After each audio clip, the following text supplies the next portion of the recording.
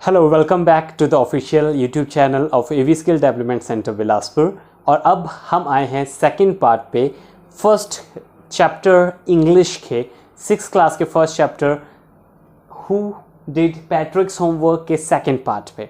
आज हम इसका जो थियोरेटिकल है, एक्सप्लेनिंग पार्ट है, वो पूरा कंप्लीट करेंगे और उसके बाद नेक्स्ट क्लास में हम क्वेश्चन आंसर्स पे जाएंगे।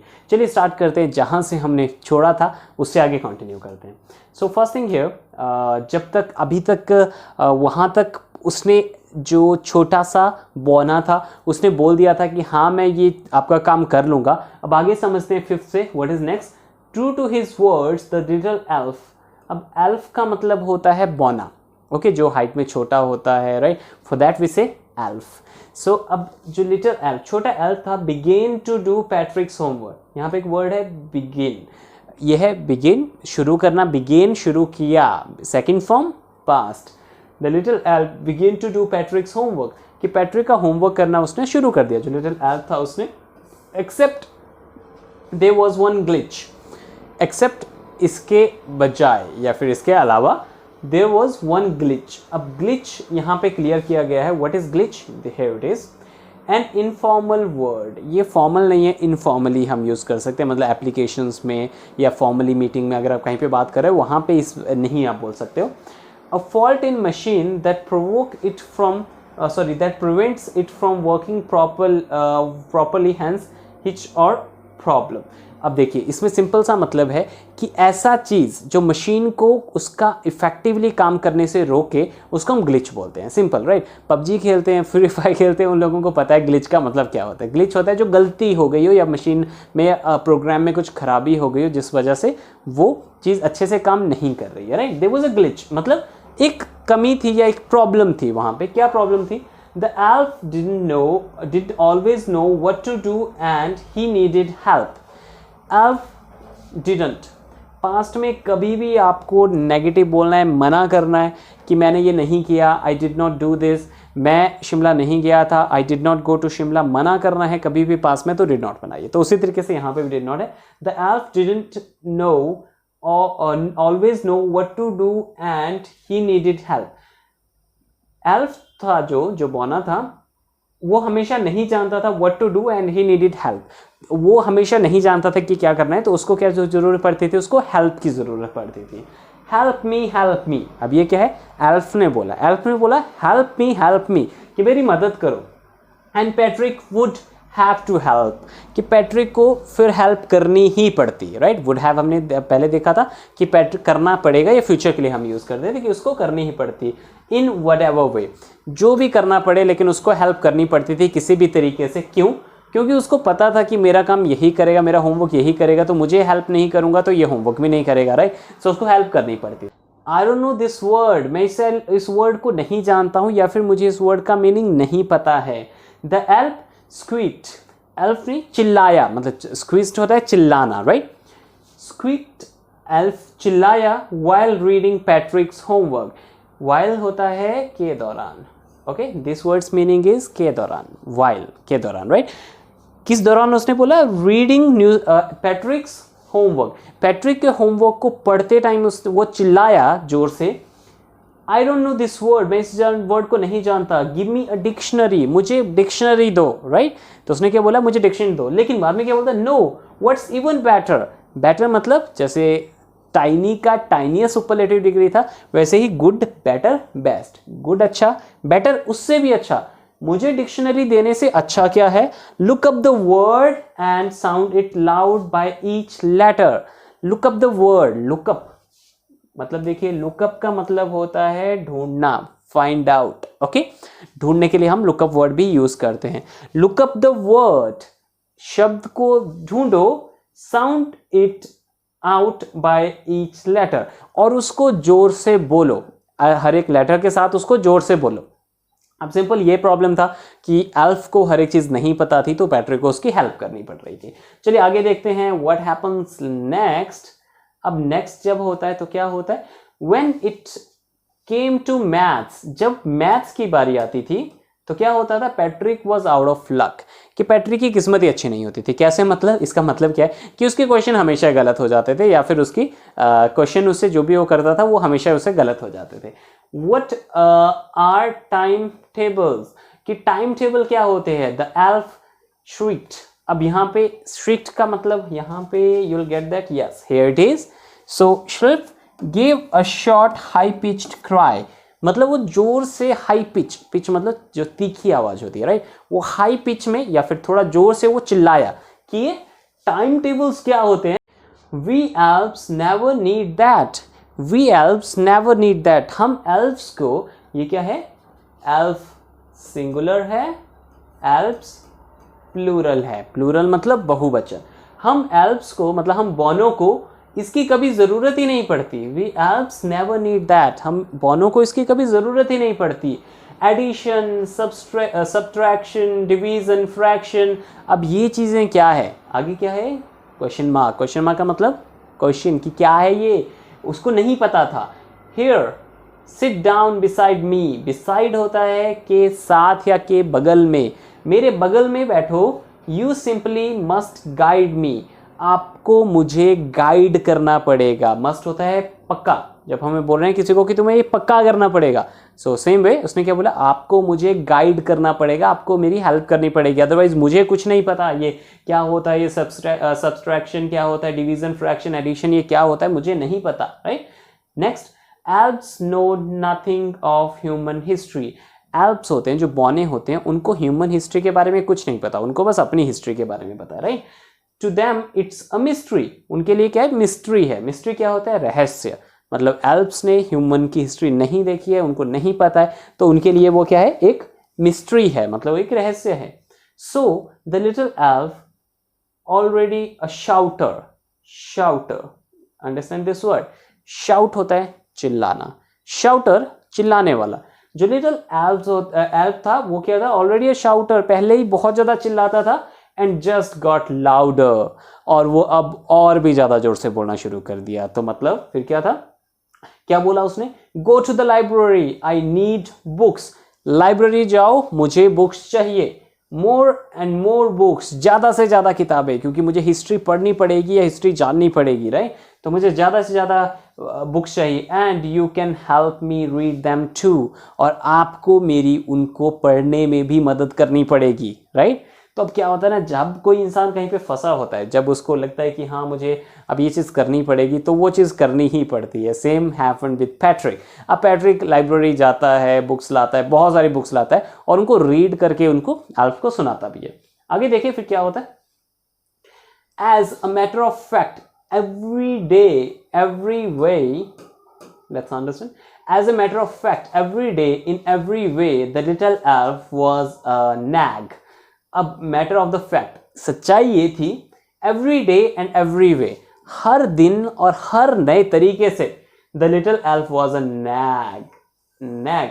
अब नैग यहाँ पे मीनिंग है, चलिए समझते हैं नैग क्या होता है, one who trouble someone all the time complaining और asking them to do something. अब नैग ये देखिए, ये होता है छोटा, ये बौना है, right, so this is the elf basically, right, जिसके बारे में बात हो रही है। और पैट्रिक ये बैठा है बुक्स के ऊपर और पैट्रिक से पढ़ा रहा है कि इसको पढ़ो तभी मुझे पता लगेगा, अदरवाइज मैं नहीं पढ़ सकता, राइट। सो अब देखिए, नैग, नैग मतलब जो तंग करता है या किसी को बोलता रहता है कि तुमने ये नहीं किया, तुमने वो नहीं किया, तुम टाइम पे नहीं किया, तुमने ये नहीं आया, तुम्हें वो नहीं आया, तुम मेरे लिए ये नहीं लेके आए, तुम वो लेके आओ, वो लेके आओ, मुझे ये नहीं पता, वो नहीं पता, मीन्स डिस्टर्बिंग समवन, जो कॉन्टिन्यूसली किसी को ट्रबल करता है, किसी को तंग करता है, उसको नैग बोला जाता है। The Patrick was working harder than ever. अब देखिए यहाँ पे समझिए वो क्या था, जो छोटा जो एल्फ था वो एक नैग था, मतलब वो बहुत तंग कर रहा था हर तरीके से पैट्रिक को, और हर दिन नई नई प्रॉब्लम्स उनको लेके आ रहा था। तो पैट्रिक वॉज वर्किंग हार्डर, अब पैट्रिक को और ज़्यादा मेहनत करनी पड़ी, हार्ड, वर्किंग हार्ड, मेहनत, वर्किंग हार्डर, और ज़्यादा मेहनत, देन एवर, जितनी भी आज तक उसने मेहनत की थी उससे बहुत ज़्यादा उसको मेहनत करनी पड़ी। Was it a drag, was it a drag. अब देखिए ड्रैग समझते हैं, ड्रैग क्या है, अनइंटरेस्टिंग। अब ड्रैग है मतलब जिसका मतलब है कि कुछ चीज़ जो अनइंटरेस्टिंग है या फिर जो इंटरेस्ट में नहीं है उसके। तो आगे क्या होता है, he was staying up nights, staying up मतलब जागे रहना, right, he was staying up nights, वो रातों को जाग रहा था। Had never felt so weary, अब हैड नेवर फेल्ट कभी भी उसने महसूस नहीं किया था सो वेरी, मतलब इतना ज़्यादा थकान या इतना ज़्यादा थकावट उसने कभी महसूस नहीं की थी। Was going to school with the eyes puffed. अब आइज पफ्ड का मतलब होते हैं सूजी हुई आंखें। जब हमारी नींद पूरी नहीं होती तो हमारी आंखें क्या होती है, सूज जाती हैं, right. So that is with his eyes puffed and blurry. अब ब्लूरी मतलब जहाँ पे उसको क्लियर नहीं दिख रहा है, राइट। मतलब अब उसकी आंखें, मतलब नींद पूरी नहीं होने की वजह से उसको दिख भी अच्छे से नहीं रहा था, राइट। अब वो इतना पूरे रात को जाग के पढ़ रहा था तो उसको ये चीज़ें नहीं आ रही थी, मतलब वो उसकी आंखें सूजी हुई थी और उसको क्लियरली नहीं दिखाई दे रहा था। आगे चलते। Finally the last day of the school arrived. Finally at the end last day of the school arrived, last day आ गया स्कूल का, राइट। फिर क्या हुआ, the elf was free to go. Elf was free to go मतलब elf जाने के लिए फ्री था, मतलब वो जा सकता था। As for homework there was no more. As for homework there was no more मतलब जहाँ तक होमवर्क की बात है तो ज़्यादा होमवर्क बचा नहीं था। सो ही quietly, slowly slipped out of the door। अब यहाँ पे एक वर्ड है that is slowly। अब यहाँ पे देखते हैं secretively, मतलब चुपचाप बिना बताए वो क्या हो गया, out of the back door, वो पीछे वाले दरवाजे से आगे चला गया। अब पीछे वाले दरवाजे से भाग गया, जैसे उसको लगा कि मेरे 35 दिन पूरे हो गए, 35 डेज पूरे हो गए। उसने अपना होमवर्क में जितना करना था उसने हेल्प करा और उसके बाद वो चला गया, राइट। अब देखिए आगे क्या होता है। Patrick got his A's. Patrick को क्या मिल गया, उसके ए ग्रेड मिल गए, right. That is a good thing, वही उसका टारगेट था, right. His classmates were amazed. Amazed means हैरान होना। उसके क्लासमेट्स क्या हो गए थे, हैरान हो गए थे। His teachers smiled and were full of praise. अब देखिए अमेज्ड, प्रेज्ड, हमने पीछे वाली क्लास में देखा था, दिस आर राइम्स। अब टीचर स्माइल्ड, टीचर्स थे जो उसके, उन्होंने हंसा, खुश हुए वो। And full of praise, praise होता है तारीफ करना, और उन्होंने बहुत तारीफ की, पैट्रिक की बहुत ज़्यादा तारीफ की। एंड हिज पेरेंट्स, और उसके जो पेरेंट्स थे, they wondered what had happened. Wondered मतलब हैरान होना, वो हैरान थे दैट व्हाट हैड हैपेंड, कि क्या हो गया है। हैपन होता है होना, राइट। टू पैट्रिक, पैट्रिक को क्या हो गया, ये ऐसा कैसे हो गया, इसने एज कैसे ले आए, और ये इतने, और किस और चीज से क्या हैरान थे वो। He was now the model kid. Model मतलब एक सभ्य, मतलब जो जैसा एक बच्चों को करना चाहिए उसी तरीके का। अब किड है, kid I think all of you know it's informal male for a child, एक बच्चे के लिए हम किड बोलते हैं, right. So now we were, yes here we are. Now he was a model kid, कि वो अब एक ऐसा था कि जो सभ्य था, मतलब बिल्कुल परफेक्ट बच्चा था। क्लीन्ड हिज रूम, वो अपना रूम साफ रखता था या साफ किया करता था। डिड हिज चोर्स, मतलब अपने जो बोरिंग काम होते हैं, राइट। चोर्स यहाँ पे है, right. Let's see there, work that must be done every day often boring, मतलब ऐसे काम जो डेली डे करने चाहिए, करने पड़ते हैं, लेकिन वो बोरिंग होते हैं, right. That was this one. So yeah he was now model kid and work his chores was cheerful। cheerful मतलब खुश रहने वाला, हंसमुख, राइट। और खुश रहने वाला, never rude, और कभी भी गुस्सा नहीं करता था या कभी भी चिढ़ता नहीं था। like he had developed a whole new attitude। अब attitude क्या होता है, a feeling about something or something, मतलब attitude एक तरीका, उसने बिल्कुल नया ही तरीका इन्वेंट कर लिया था, नया ही तरीका डेवलप कर लिया था। पैट्रिक में क्या क्या चेंज आए, पहले तो उसने एज ली है सभी सब्जेक्ट्स में, उसके बाद वो अपने सारे काम करने लगे, टीचर उसकी तारीफ करने लगे, बच्चे बहुत हैरान हो गए, और वो अपने सारे डेली के काम सारे वो कंप्लीट करने लगा। Now what happened at the end? Let's see that. Now you see in the end, Patrick still thought he had made that tiny man to do all his homework। या इसका मतलब होता है he had, okay? So let's see there. You see, आप देखा आपने, in the end में Patrick still thought, Patrick अभी भी सोच रहा था, he had made that tiny man to do all his homework, कि उसने वो छोटा जो tiny man था उससे अपना सारा काम करवा दिया। made that tiny man to do, made that tiny man to do मतलब उससे करवाया। But I'll share a secret, लेकिन मैं आपके साथ एक सीक्रेट शेयर करूंगा, और सीक्रेट क्या है, just between you and me, between you and me, इसका मतलब होता है सिर्फ आपके और मेरे बीच में। ओके, ये चीज़ आपके और मेरे बीच में। इट वॉजंट द एल्फ, ये एल्फ नहीं था जिसने काम किया था, Patrick had done it himself, लेकिन पैट्रिक ने खुद वो सारा काम किया था, एल्फ ने वो काम नहीं किया था, वो पैट्रिक ने पूरा सारा काम किया था, राइट। वो कैसे?